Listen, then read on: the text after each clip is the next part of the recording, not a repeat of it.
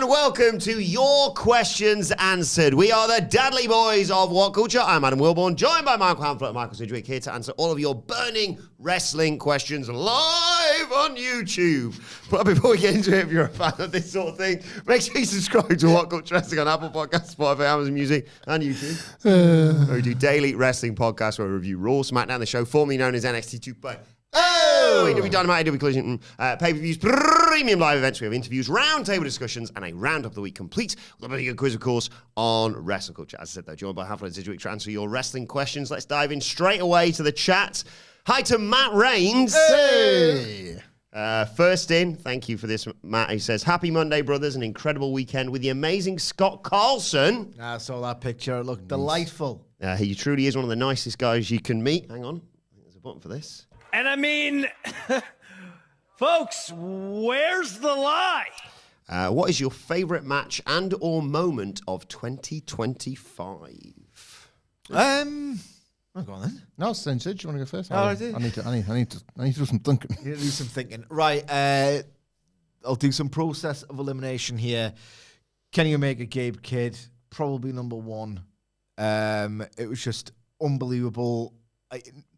The genius part about that match is that legitimately Kenny Omega didn't know whether he's going to be received as this company legend coming back to do New Japan something of a favor in really barren times creatively and business-wise for the promotion.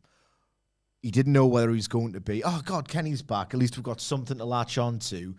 Or he wasn't sure if Gabe Kidd, who had genuinely, had significant mental health issues that he overcame to fight for New Japan, to represent New Japan, who at the time, and, I wouldn't blame him one bit for taking the money. You're a wrestler. You've got a shorter, more painful career than most. But at the time, it felt like he was the one who was like, nah, I'm going to stay. Everyone else has taken the AEW bag, but, I'm going to stay and fight for this. Look what they've done for me. I need to pay it back. Who wants it? Like, Gabe Kidd evidently was the guy who really wanted to see it. So Kenny didn't know where he was going here. So he was sort of like, well, I'll have to adjust my performance mid-match. It'll be an interesting challenge and all the rest of it. So he grasps quite early they're siding with Gabe Kidd here. Didn't let it dent his ego.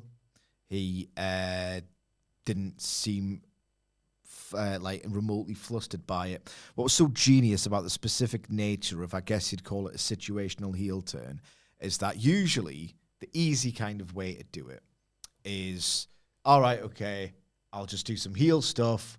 I'll be humble. I'll do some heel stuff. I'll glow to the crowd. I'm a worker. I can just do a match as a heel now. That would have been impressive enough. He turns heel and in a character. He doesn't just turn heel in character. He turns heel in character. He literally invents on the spot, and the character's awesome. So he doesn't just glow to the crowd or like cup the ear or flip the bird. He does this unbelievable dive to the outside, which for me is so energizing because I'm worried, obviously, about, I've got a parasocial relationship with a dude. I don't know what condition he's in. So he does this absolutely awesome dive. And then, and it's genius either way, he either grabs at his hip, feigning injury, or he's legitimately hurted a bit. He gets one of the young lions to give him an ice pack. The young lion isn't quick enough for his liking. So he gets it, ices it, and scolds this kid. And it's like, you've instantly adjusted your character to this dickhead heel mercenary coming back just to get a bag of cash from New Japan, whose traditions, the young lions, don't care about them. I'm the most important person here. He just instantly portrays himself as this dickhead mercenary who just wants to feel the validation of the fans, and he's not doing them a favor. I thought it was absolutely genius. Kenny's mind works on a different level to anybody else as well. Like, there's a bit where there's always like during his key iconic moments, often there's like 2 or 3 just beautiful details that go into it. He decides, or between them, him and Gabe Kidd decide, Gabe Kidd, who's fighting for New Japan, which is part of the story, but they've had to really ramp that up considering the crowd reaction that they got. So it's already impressive. Everything they're doing is improvised, like sort of ebbing and flowing. It feels like the proper stuff, like an interactive performance art, not the stylized. You can see every signature kick out coming, you know. Amidst of all this, it's a complete bloody gruesome, like barbaric brawl. It's awesome. It's sickening. It's great. Gabe Kidd does the Inoki Octopus stretch, right? Because it was the company founded by Antonio Inoki, and he's paying tribute to it, and he's representing it, and he's trying to drag it back out of this mud. But at the same time, of course, Kenny Omega is selling his diverticulitis, so he's got one iconic sequence that works on 2 levels. Kenny's mind, I miss it every day. I find a lot of wrestling idealist, and I don't think I think there's a correlation between the general state of pro wrestling and ideas and the way matches are constructed correlates big time with the fact that over the past, 2 or 3 years, you've barely seen Kenny Omega at all. I would probably go with do you know what? For my sins, I guess, I'd forgotten that was this year. It feels longer ago. Yeah. Maybe that's because of the Kenny Omega we've seen, like, sort of slotting back into AEW versus that. This is why the magic of what he appeared like on January 4th. This is the exact reason why I get pissed off when Kenny Omega and the Young Bucks decide to work together. Look when he works with a new, fresh opponent with a different storyline and a new challenge, and he got the best match of the year for me, bar none. And now he's slumming it with the Bucks, and I get why physically it's easy for him and he enjoys it. But just look what happens when you put him in a fresh scenario, man. He's the best.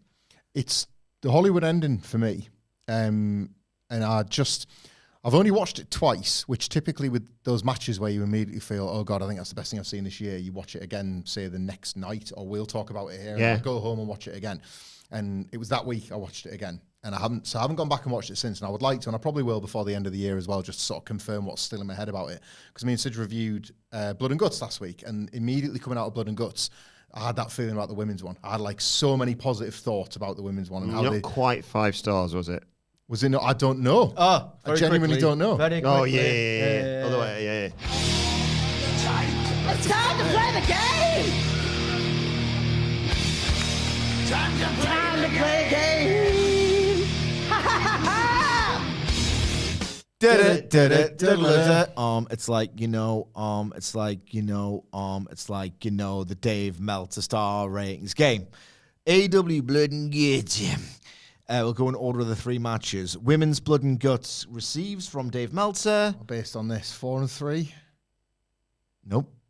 4.5. Correct. God, it's right. Powerhouse Hobbs versus Hangman Page. Well, see, right, 4.5. But in light of that, 4. 4.5. Men's Blood and Guts.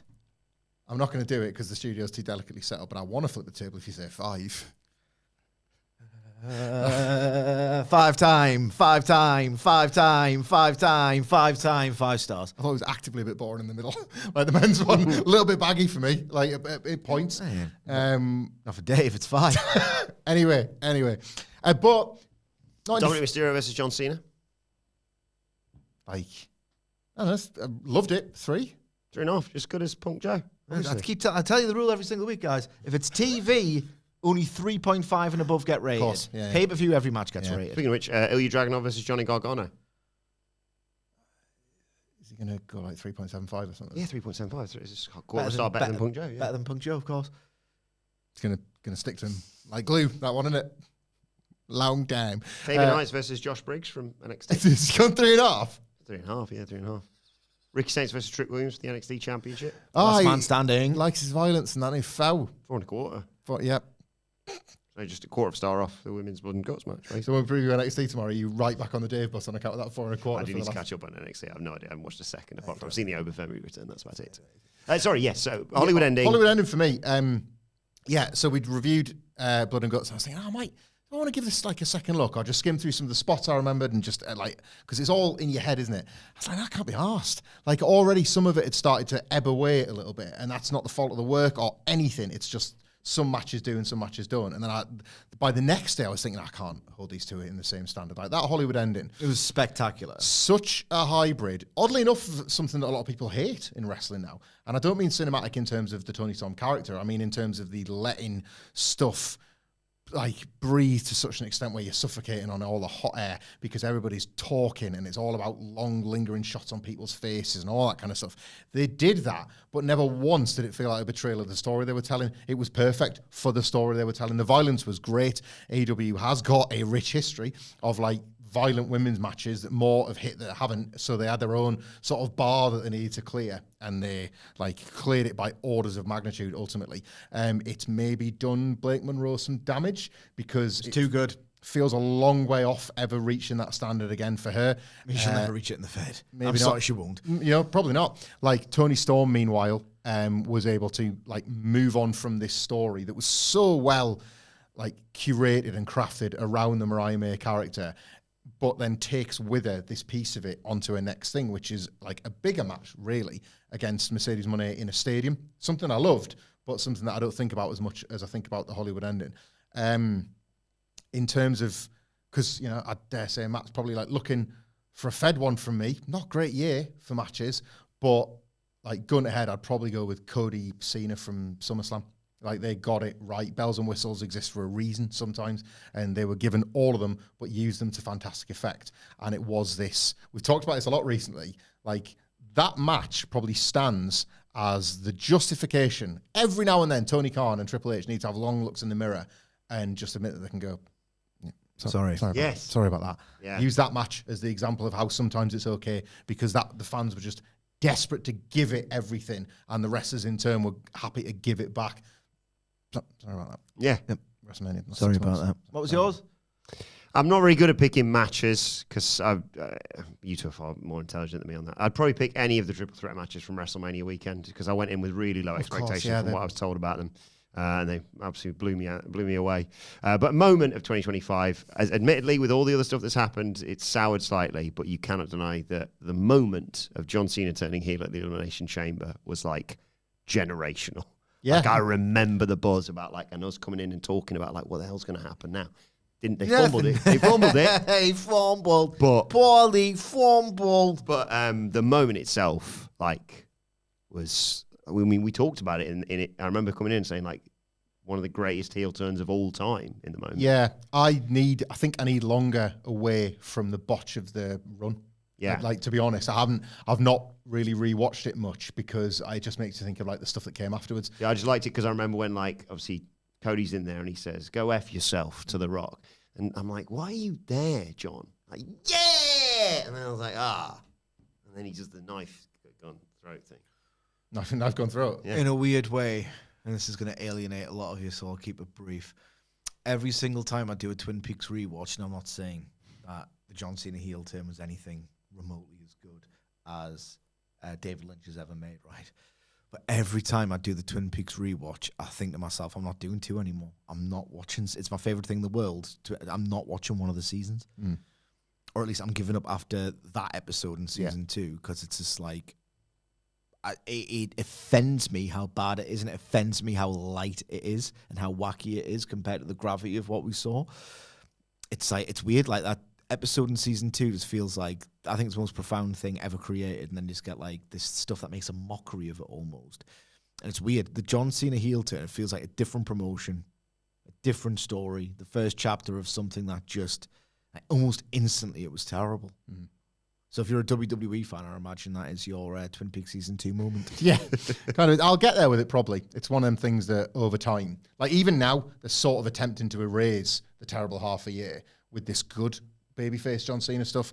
But it's not one that I've revisited as much. I think probably Hangman Page winning the belt. Yes, we should mention that. Clears it, but there's sort of a comparison, but not really. In that I haven't really been moved much by him as champion. And it does, time's pretty cruel to all of these things, isn't it? Like wrestling just never stops. So he wins the belt and then it's like, right, on to business.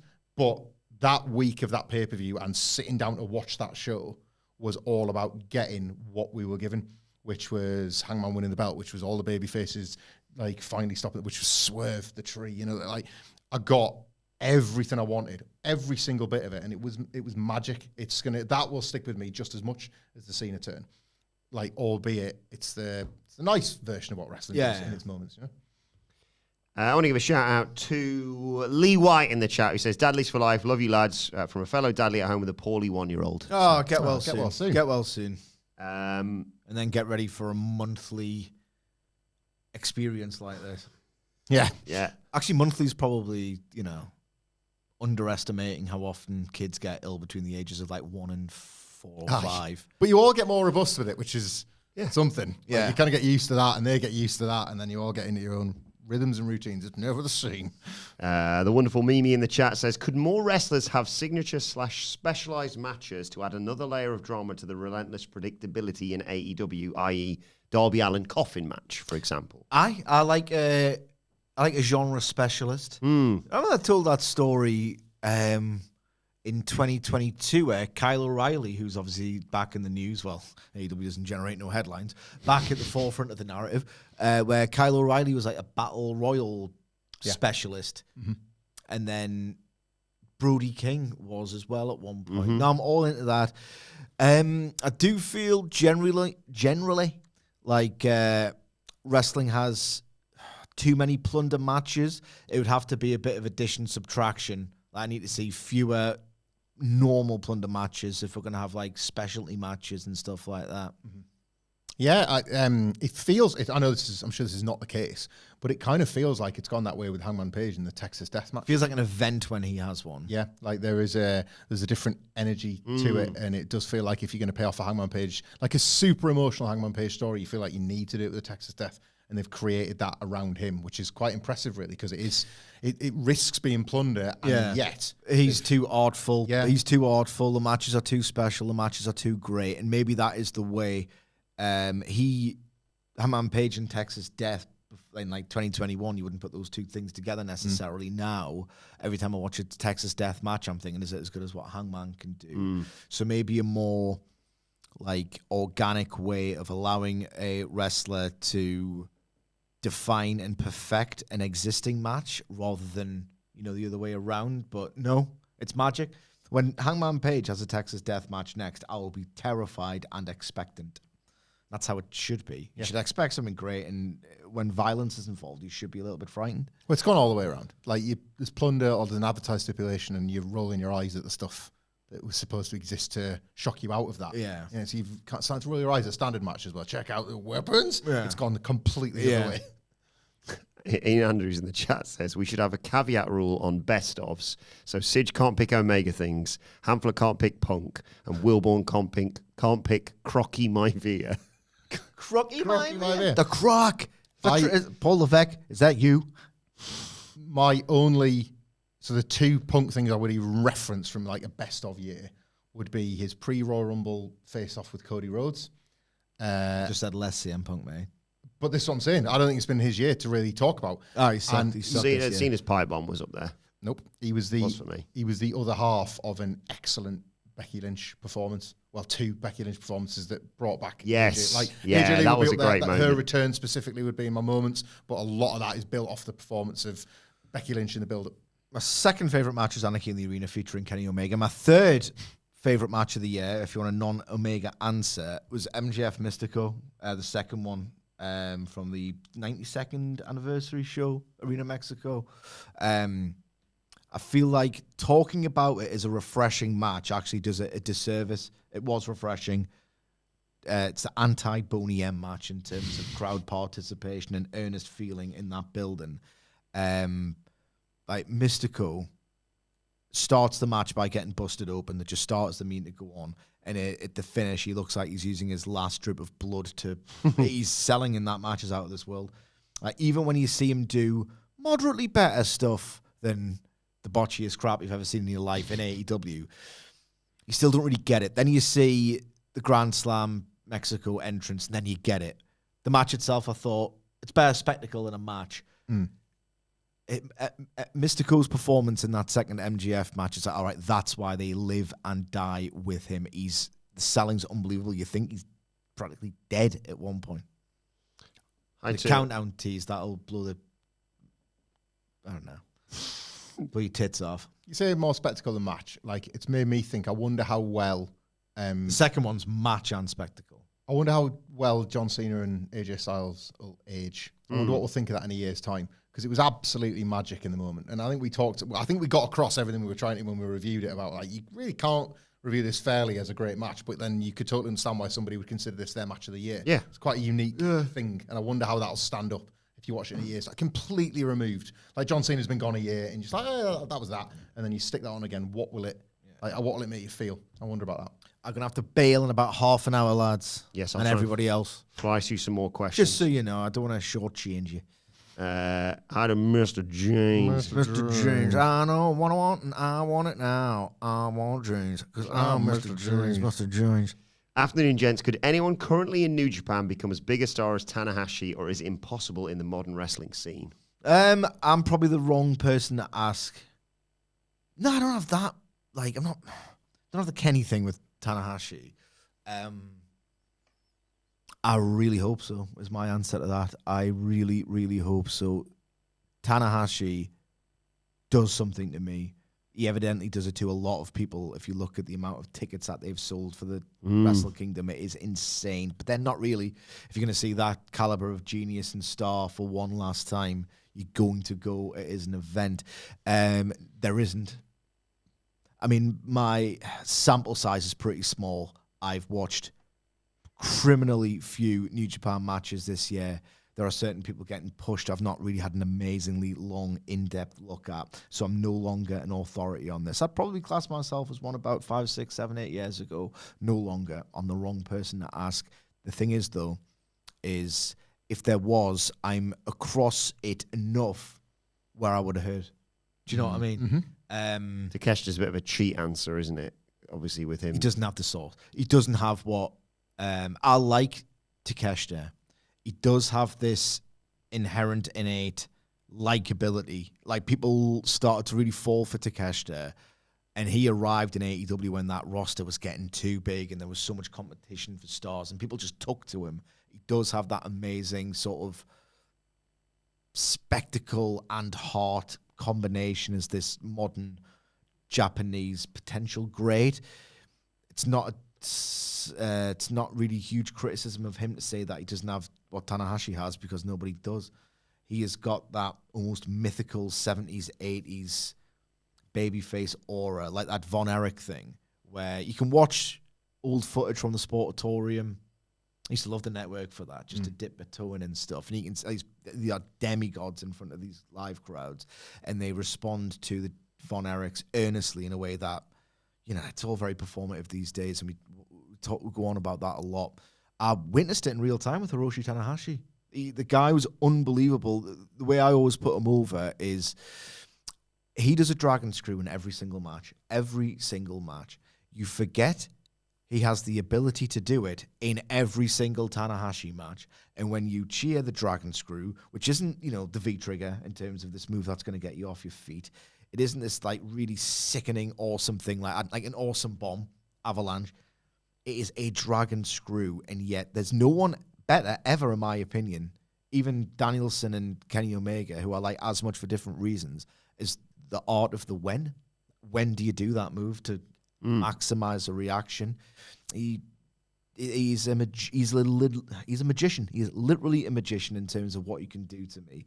The guy's gimmick was once every 100 years is the rough translation. You might have to go longer for that guy. It's not happening anytime soon, put it that way. Yeah, no, I'm even less informed than Sidge on this at this point, but he nailed it before. He said, like, even if New Japan was cold, let's say, in the bubble we're in, somebody's name would be getting sort of dropped a lot. Like, everyone in various circles over the years, there's been so many false dawn wrestlers for New Japan because, and I understand this, their fans would want this person to be the guy. I totally get that. Like, well, why don't we rise him up and maybe that'll just manifest and it'll become true. But there's simply, like, they're running with Tsuji and Takeshita underneath, right? And to Sidge's point about Takeshita, I've seen a bit of Yota Tsuji and I don't feel it, and I don't feel it.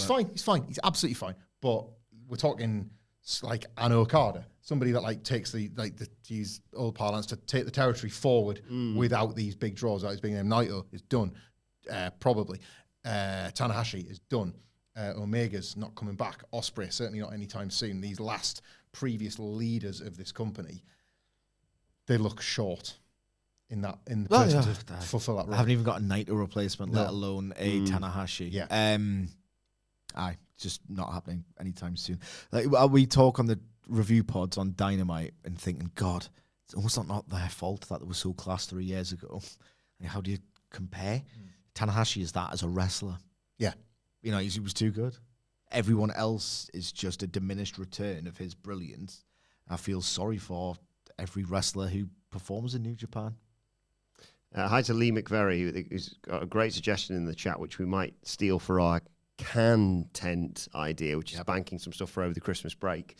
He suggests us drafting promotions like we did with Murray at the end of last year, but with Dr. Fed, because you didn't get the chance to do it, and no one picked Bret Hart, apparently. I didn't realise that. It was, well, here's the thing.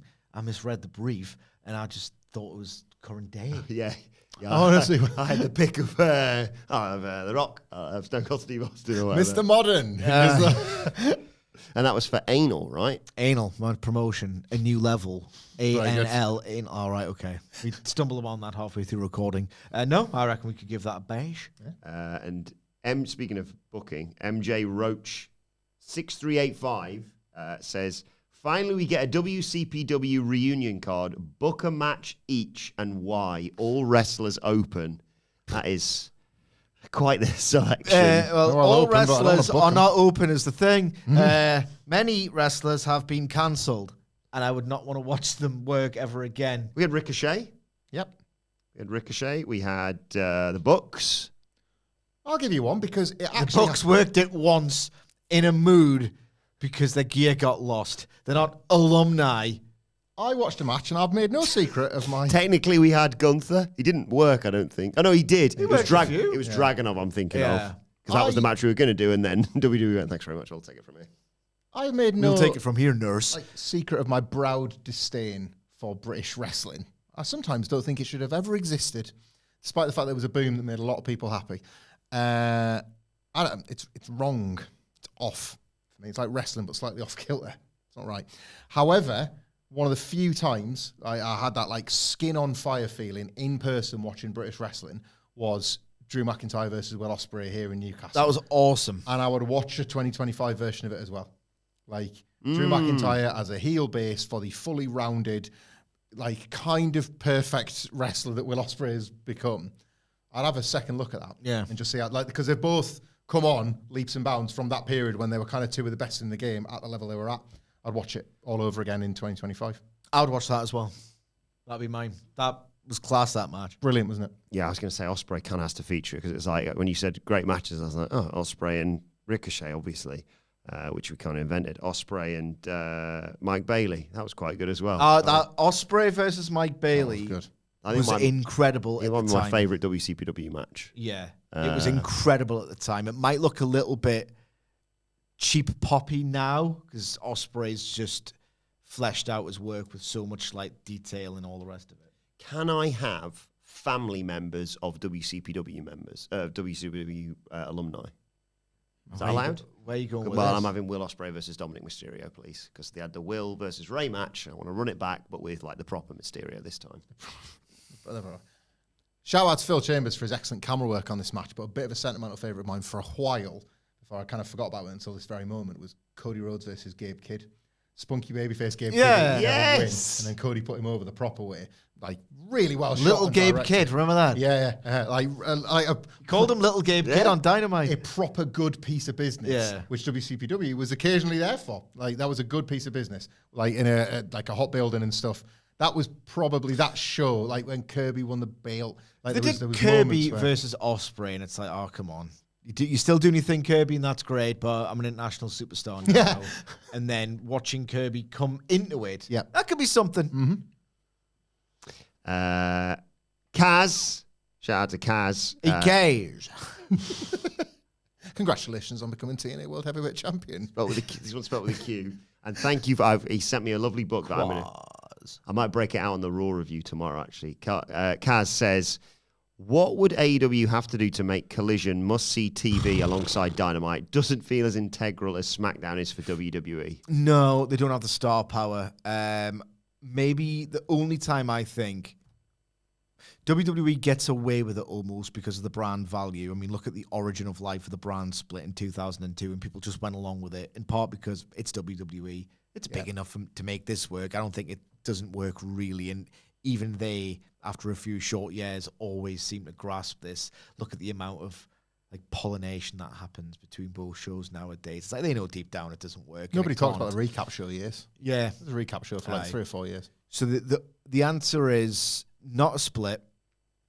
The only time that would have been vaguely, oh, I hate that you've done that, but I kind of like it. Imagine if they just decided, by the way, the Dynamite after All Out 2021, we're doing a second show and we're splitting up the rosters, and you'd be like, oh, you son of a bitch.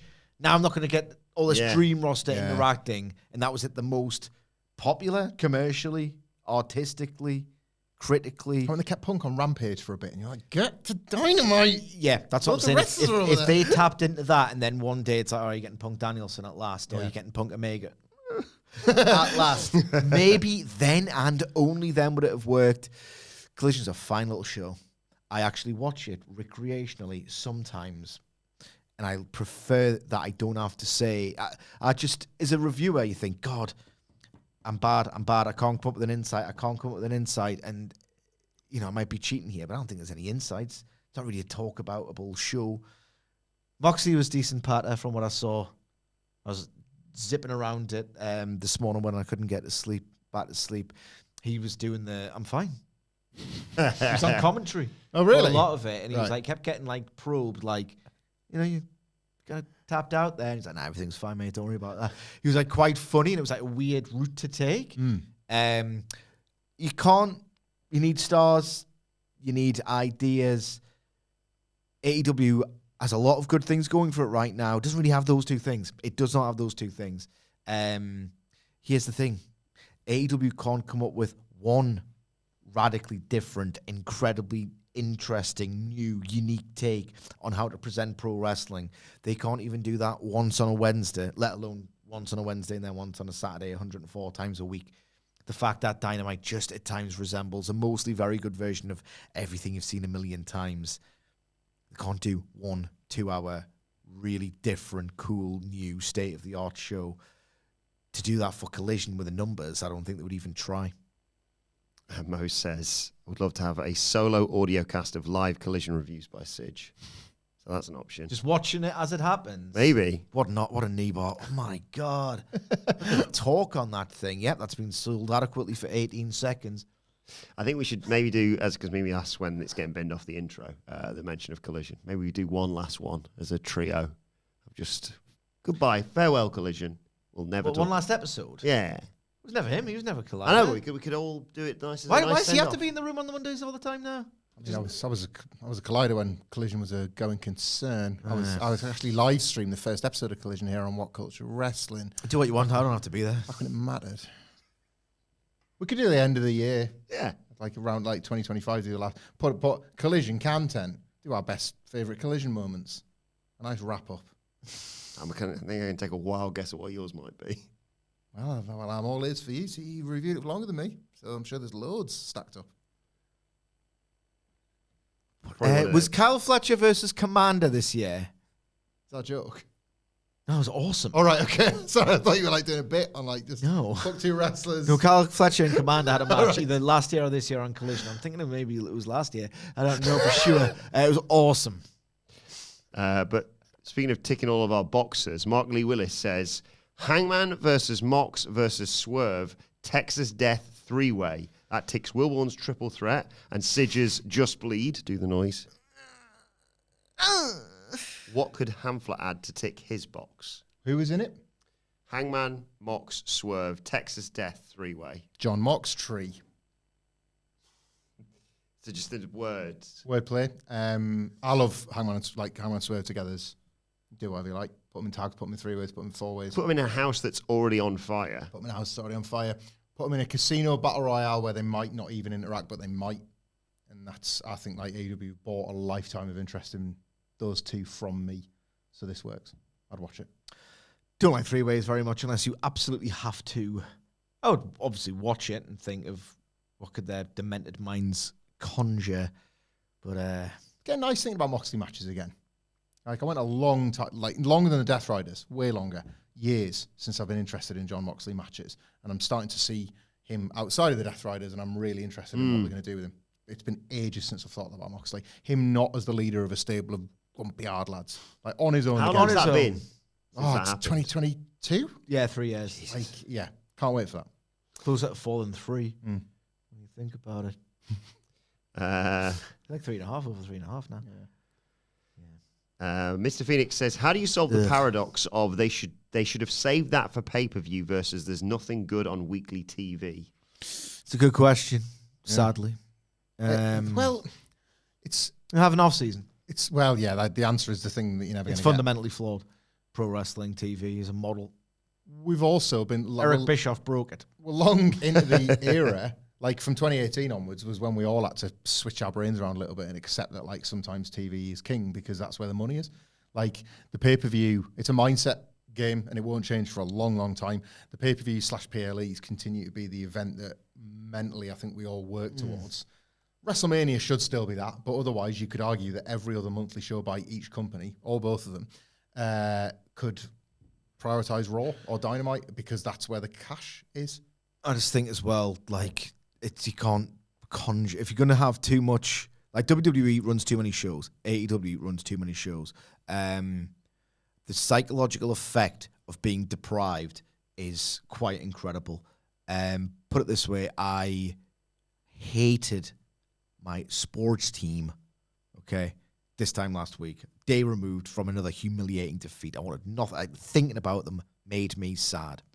Now, we are on international break, which is what happens when you have sports that don't just play in the same country, like in leagues like that all the time. So when you follow a proper sport like football, you have what's called an international break, and that is set to decide which teams will go on to the World Cup, not the World Series, which is not the US Series, is what it should be called, the World Cup.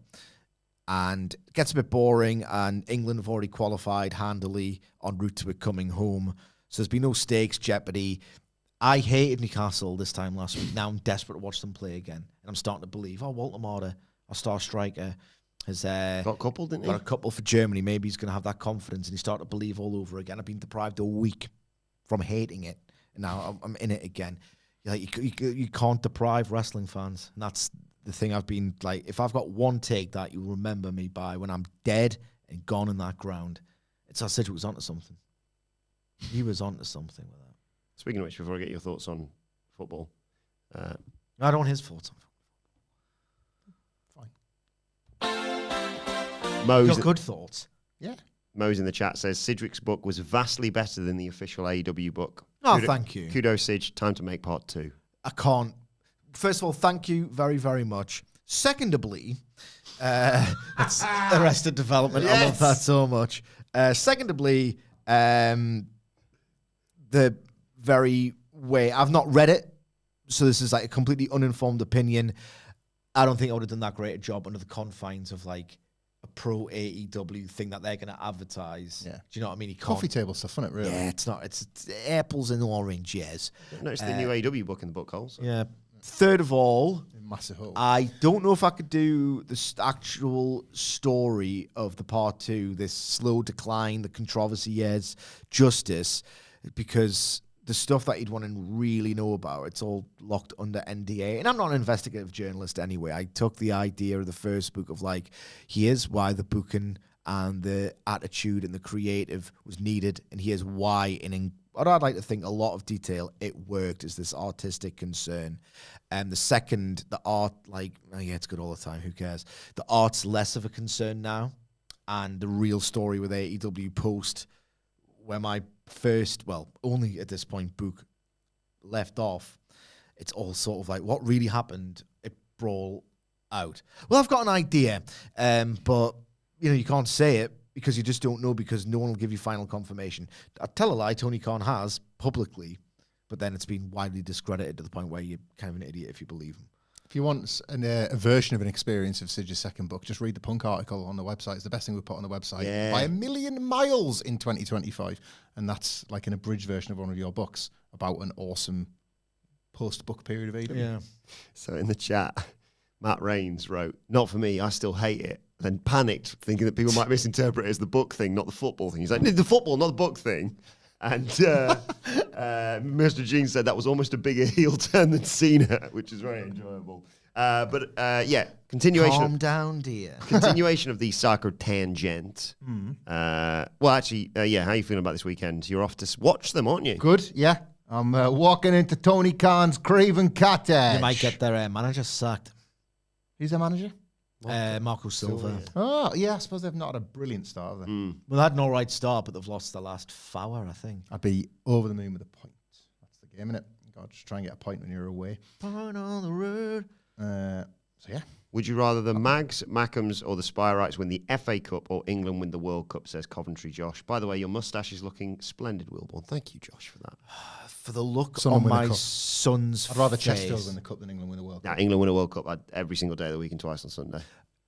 Couldn't care less about it. I don't Before we give won a shit about cup, England. and I experienced that joy, I would have said Newcastle win a cup every single time. Now that, been there, done that, the look on my son's face if England won the World Cup, I'd know, man.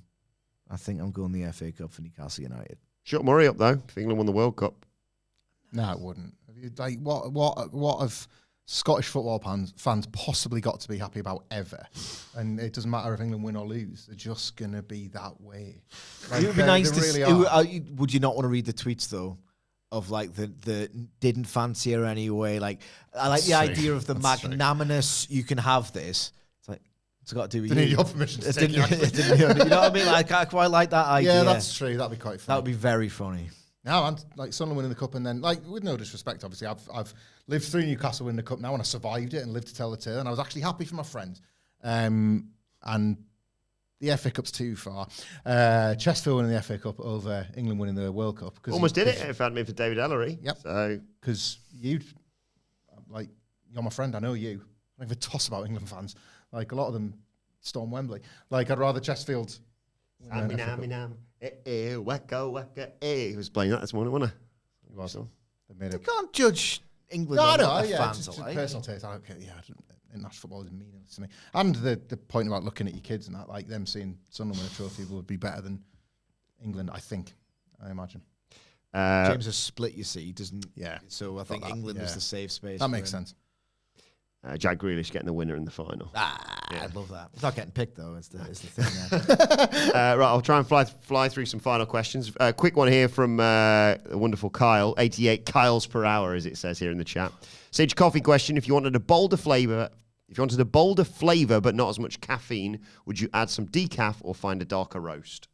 I would add some decaf. I just don't like a darker roast generally. So I would add decaf. In fact, right, there's a roaster in the UK, Square Mile. If you know coffee, you'll know James Hoffman, who does like a lot of people's coffee guru, who sort of helps people on that coffee journey, if you like. His Square Mile.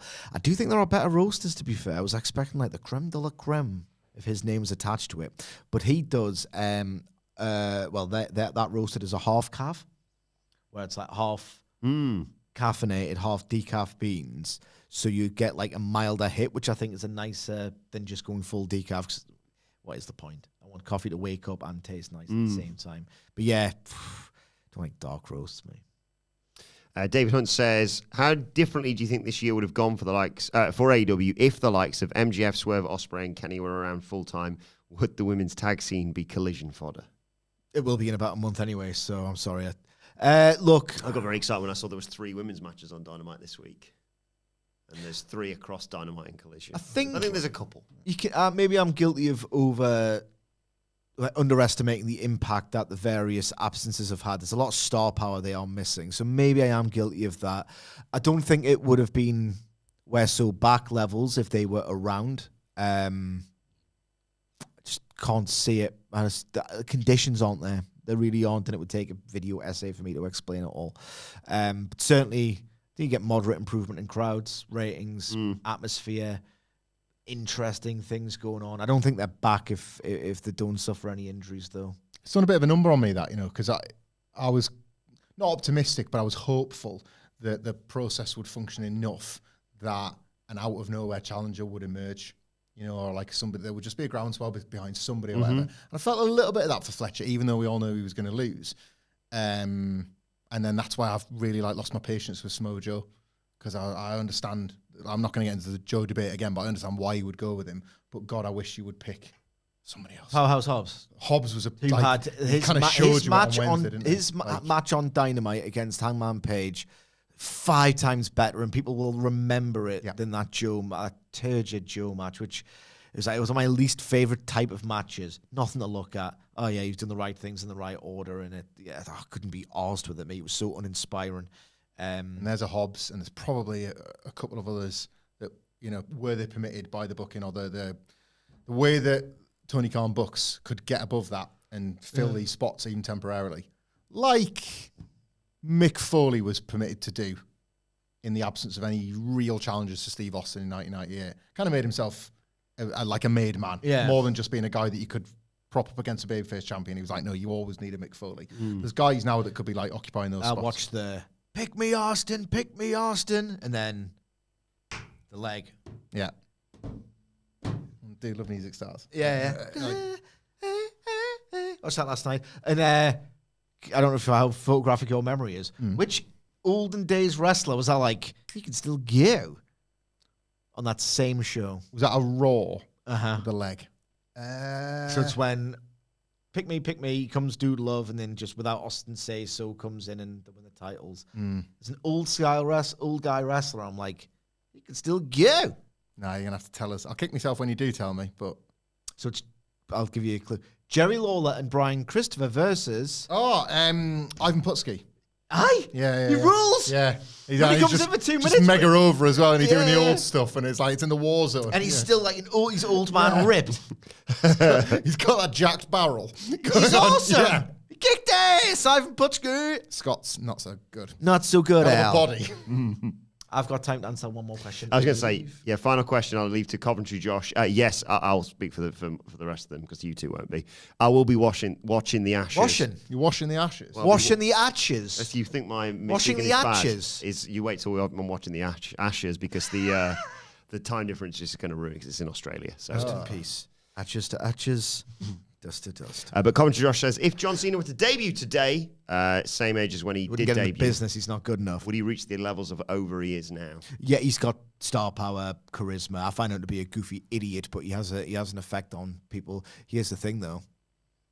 Like, he is mechanically not. He is so bad. He is so bad. Conversations the rapper would get over just like Yeet did. The matches would be like, right, how far are we going to go with this thing before we accept that he's just not it? And then the debates would be the same, I think. Here's the thing, though. He doesn't even have, like, the house shows really to get, because he was hysterically bad. He might be too bad. I know it's the sound. I'm on the spot. I'd have to really think about this. He was god-awful mechanically. And in an era where everyone gets this nice performative reaction on NXT, this total echo chamber of, like, feedback. Does that reaction get any more in front of those 200 people who make noise for Out? Does that feel as special as it might have for Cena? Do you know?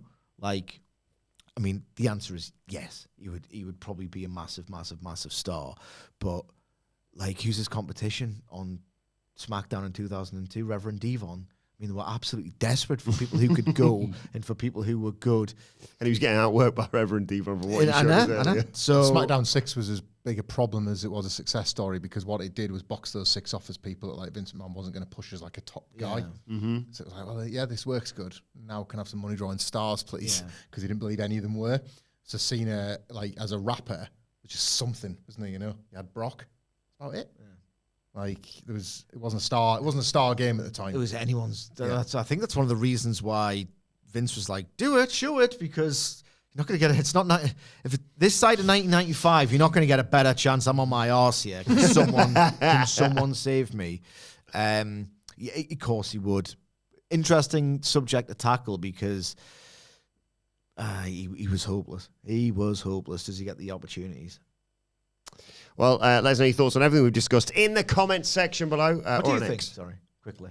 Yeah, like, He's a star, isn't he? He is a star. Stars are stars. He is a star, but I do wonder about that gimmick. Like, there is a lot more gimmicks now that get over in the way that John Cena's did, where there's this little bit of a, like there wasn't virality that spread as quickly as it would now. I wonder if that gimmick would boom and bust quicker in this way that we kind of chew fun ideas up. You know, when you always say, like, a guy gets over in the Indies and Tony Khan's like, I'll have that. And then by one collision, it's sort of done. I'm not... go on. And I wonder if, like, those raps would get older quicker, whatever the 2025 version of that is. And then we'd just be like, well, yeah, he's a wrestler. Everyone. I'm not a Cena guy. There was an old viral clip of Cena doing this battle rap, and John Cena's big joke in it is that one person does something and gets a few, ooh, and then John Cena does the same length of thing back, and it's better. Then he does it again, top of his head, freestyle rap, again.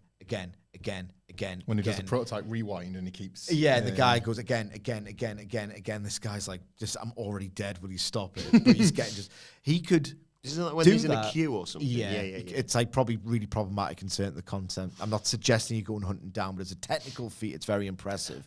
What I'm saying is, if he did that once and just transcribed it, recorded it and then transcribed it, you'd have promo material for like 6 months. That's how impressive it was. You'd never run out of material. Anyway, see you later, guys. I like him too. I did gravitate towards John Cena quite early. Apologist and an asshole. Where can people find you on X? Follow Hamflett. Not on X. On Cameo, Michael Hamflett or hamflettx@gmail.com. You can follow our wonderful producer, Adam Nicholas, at... It's Adam Nicholas. You can follow me at Adam Wilbourn. Follow us all at WhatCulture WWE, as I said. Make sure you subscribe to WhatCulture Wrestling, wherever you get your podcasts from, for daily wrestling podcasts, the Raw preview and SmackDown reviews available right now. But this has been your questions answered. Thanks to everyone who's joined us and sent us questions. We'll do this again very soon, and we'll all be back tomorrow to review Monday Night Raw. But for now, my thanks to Hamflett, Sidgwick. Thank you for joining us, and we will see you soon.